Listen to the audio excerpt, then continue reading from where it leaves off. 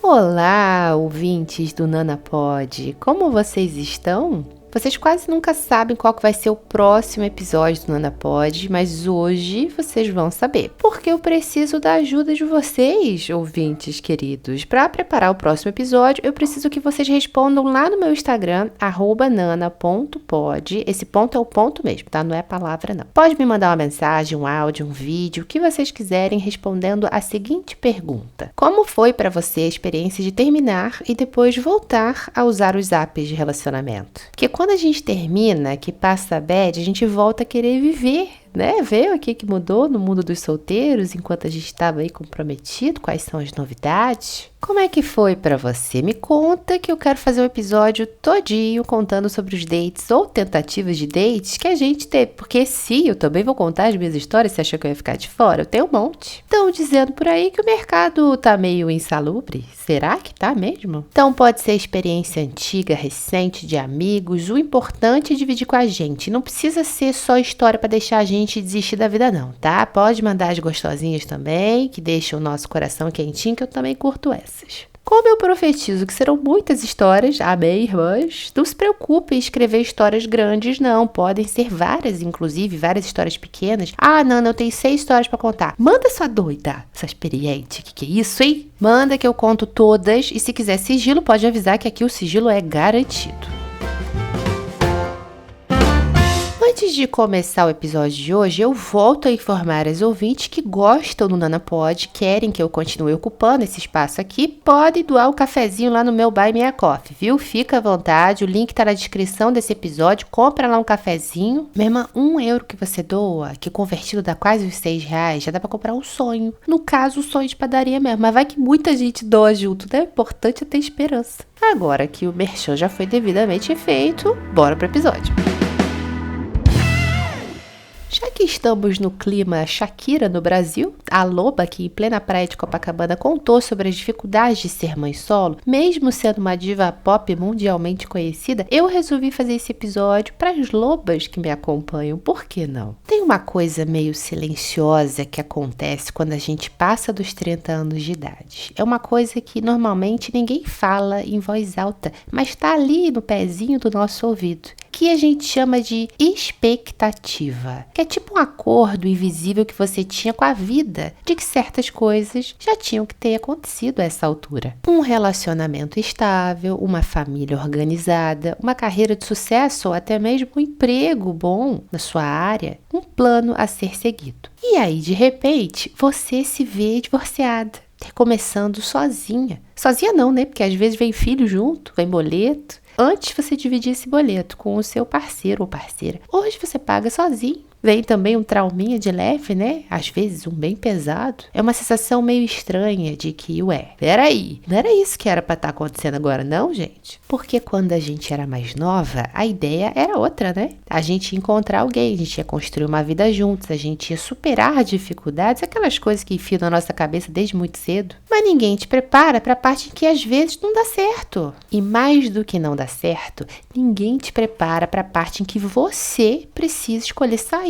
Porque sim, existe uma diferença enorme entre falhar e interromper uma coisa que já não faz mais sentido na sua vida. Mas tenta explicar isso pro seu cérebro, hein? Às 3 da manhã, quando você acorda de um sonho ruim e começa a se perguntar por que nada dá certo na sua vida. As pessoas gostam de falar que é um desvio de rota, né? Já ouviu gente que fala isso? Pra mim, recomeçar depois dos 30, e especialmente com filho, não é desvio de rota. Eu não considero que seja isso, não. Pra mim é a rota, amigas. Eu sou uma pessoa que eu não acredito em destino. Eu nunca acreditei em destino mesmo. Que o pessoal fala, fulano tá predestinado a algo grande. Eu não acho que a gente é predestinado a nada. Eu não acho que tem nada reservado pra gente. Eu acho que a gente tem que ir lá e procurar. Fazer por onde? Aí a tentada vem e fala assim, mas o meu marido que correu atrás de mim. Tudo bem. Mas no caso, ele foi lá e fez o corre dele. Você deu sorte que ele te achou, entendeu? Então, você que fica só esperando aí, na minha opinião, não pode reclamar. Porque você tá deixando alguém fazer o seu trabalho. Fazer o trabalho de te achar. O meu namorado, ele não consegue achar um cartão da carteira dele. Você acha mesmo que eu vou confiar que esse homem vai achar? Não vai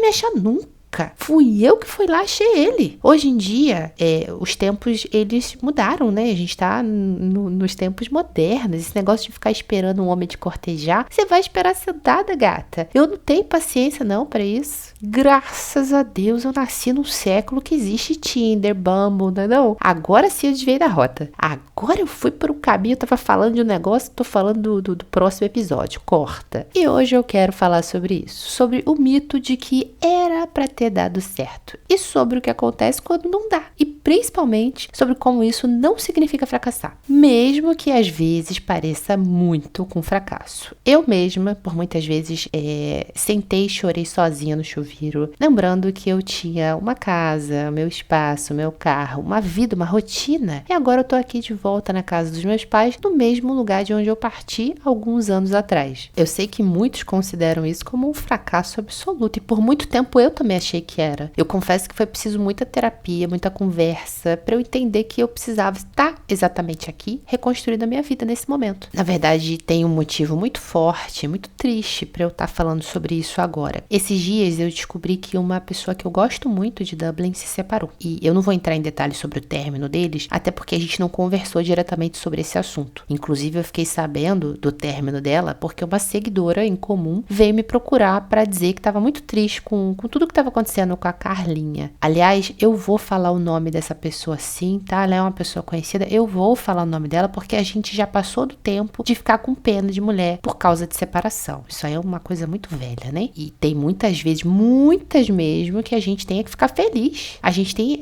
que normalizar o chá de divórcio. Ah, tem chá de panela, chá de bebê. Vamos normalizar o chá de divórcio? Onde a gente sai com as amigas, relembra todas as coisas ruins que a gente passou com aquela pessoa e de tudo que a gente se livrou, né não? Porque muitas das vezes é isso mesmo, é um livramento que a gente tem. Aí essa moça veio me dizer, poxa, coitada da Carla, ela não merece passar por isso. E eu, como boa fofoqueira que eu sou, eu me senti ofendida, porque eu falei assim, ué, onde é que eu tava que eu não tava sabendo de nada disso? Porque você sabe que notícia de término voa mais rápido do que chinela de mãe, né? Aí eu comecei a conversar com essa moça, porque até então eu achei que era algo íntimo, que só ela sabia. Que a Carla, de repente, não se sentiu confortável, nem lembrou de mim pra falar, né? Mas não, a Carla tinha acabado de postar nos stories prints que ela havia trocado com um ex. Só pra vocês não falarem que eu sou amiga da onça, o perfil da Carla é público, tá, gente? É aberto, ela postou nos stories, todo mundo podia ver, todo mundo podia acessar, enviar pras pessoas. Por isso que eu tô comentando assim. Se o perfil dela fosse fechado, que as pessoas não conseguem ter acesso a esses stories e que ela colocou ali só pros amigos, eu não estaria comentando isso, até porque eu tenho muita consideração por ela. Mas como ela botou lá aberto, eu vou comentar. Deixa eu dar um panorama, porque senão vocês vão ficar meio perdidas, né? A Carla é uma amiga minha, muito gente boa. Eu posso chamar de amiga porque eu tenho muita consideração, gosto muito dela, porque ela precisar de mim, eu tô aqui. E eu acho que o que eu precisar dela, ela também tá lá. E ela é aquele tipo de pessoa que tá sempre com um sorriso no rosto. Tá sempre pronta pra te receber com um abraço bem gostoso? Então, é a Carla, pra você que não conhece. Prazer. E ela ficou casada com esse rapaz por uns 10 anos, entre namoro e casamento. Fruto desse relacionamento, nasceu o Aaron, que é a coisa mais linda, gente. É um menininho assim fofinho. Quando ele era pequenininho, com aqueles cachinhos douradinhos, parecia um anjinho. A Carla, pra quem não sabe, é body piercer. Aliás, não. Ela é a body piercer de Dublin. Ela é a referência. E eu canso de dizer que eu não furei a orelha da Liana em respeito à minha filha. Eu quero que ela fure se quiser. Se ela se sentir preparada, você pode ter certeza que a Carla é que vai me dar essa honra de que ela fure as orelhinhas da minha filha. O meu piercing também eu coloquei com ela. Eu tenho uma joia no septo, que sinceramente a Carla é uma excelente profissional, por isso eu não senti dor nenhuma. A minha cicatrização foi belíssima. 3 dias eu já tava de boa virando piercing. Então eu recomendo muito a Carla. Isso aqui não é uma publi oficial, tá? Só pra vocês saberem. Mas poderia ser porque quando eu gosto das pessoas, eu ajudo o máximo que eu posso. Então, assim, me sinto muito confortável em indicar a Carla, porque eu sei que ela é muito, muito boa no que faz. Mas voltando para a história da Carla, ela recentemente se separou do ex, pai do filho dela, que também é brasileiro. E não é só o término em si que é triste. É triste a relação que tá acontecendo entre o filhinho e eles.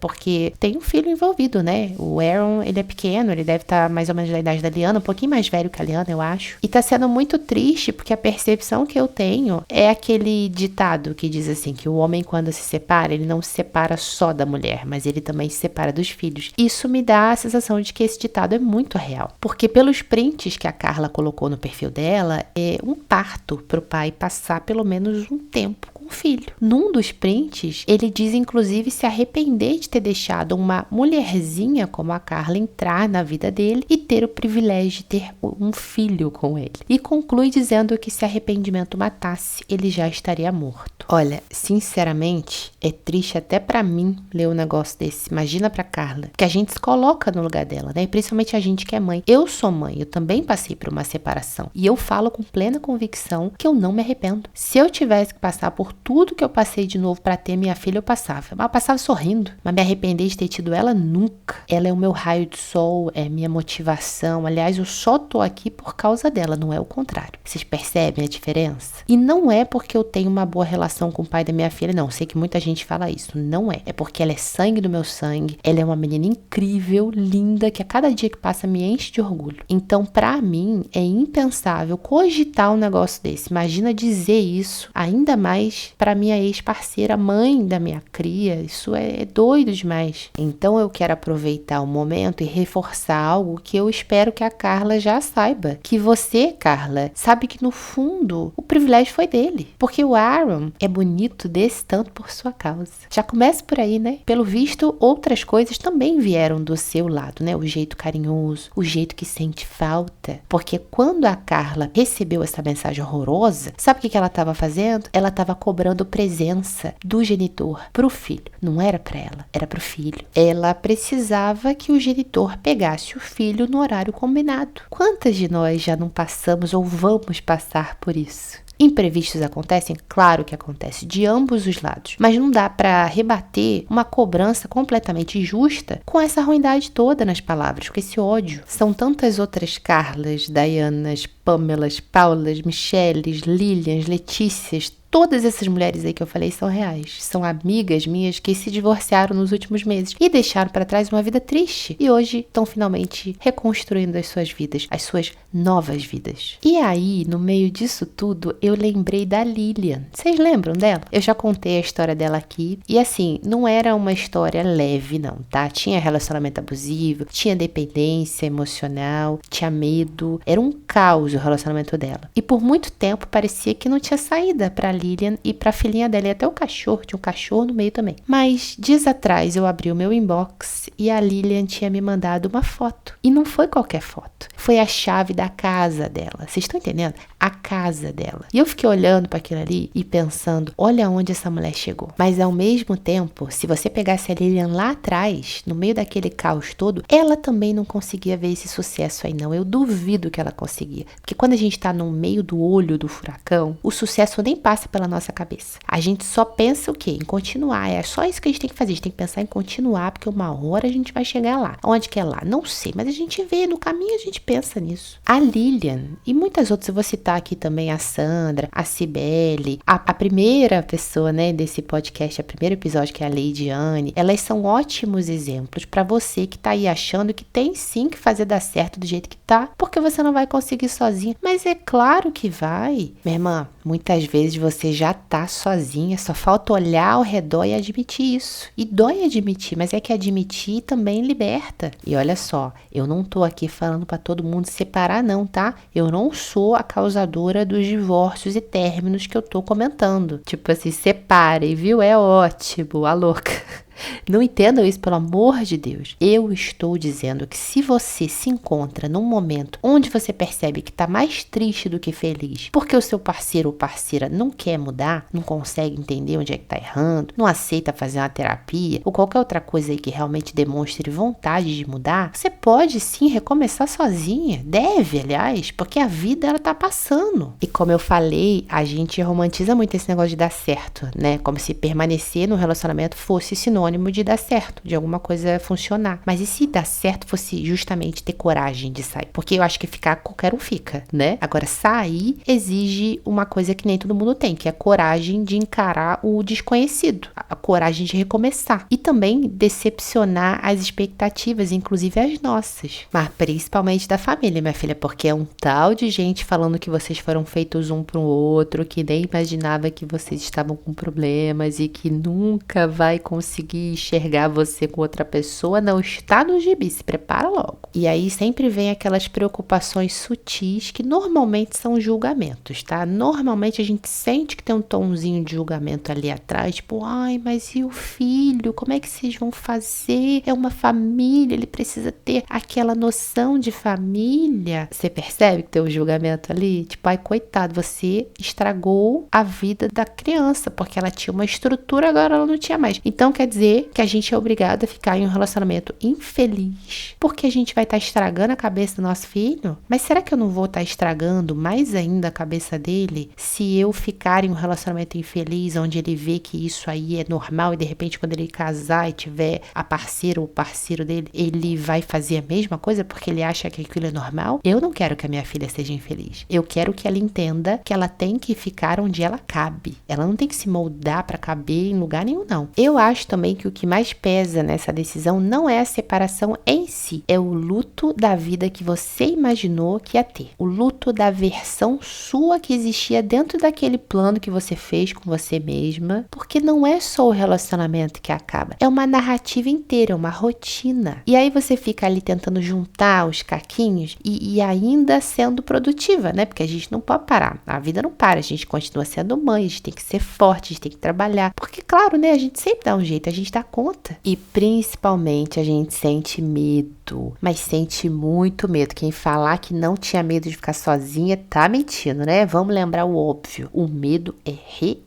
Mas é sempre bom lembrar que a gente nasce e vai morrer sozinho. Então ficar por um momento sozinho, organizando os seus sentimentos, a vida, não é o fim do mundo também. Eu sei que existe o apego, principalmente existe o problema financeiro. Cada um sabe a cruz que a gente carrega. Afinal, o mundo tá em crise, principalmente a Irlanda. A Irlanda tem um problema seríssimo de moradia. Muitos casais que se separam continuam dividindo o mesmo teto, porque muitas vezes não tem para onde ir. Ou até tem para onde ir, mas não tem condições de pagar um aluguel sozinho. Mas se você tiver de ficar nesse relacionamento, que seja por esse motivo, para organizar a saída no futuro financeiramente, mas não pela esperança de que vai melhorar, porque sozinho nada fica melhor, nada melhora. Isso aí é fato. Tem que querer mudar. Então, se você tá aí nesse lugar meio incerto, se sentindo atrasada, perdida, ou até meio sem roteiro, talvez você não esteja fora de nada, não. Talvez você esteja exatamente onde precisava estar para começar de novo, que nem eu. Do seu jeito, no seu tempo, e sem precisar caber na expectativa de ninguém, muito menos naquela sua expectativa antiga. Porque às vezes, a vida que não deu certo era exatamente o que estava te impedindo de ser feliz, de viver melhor. E isso, meus amigos,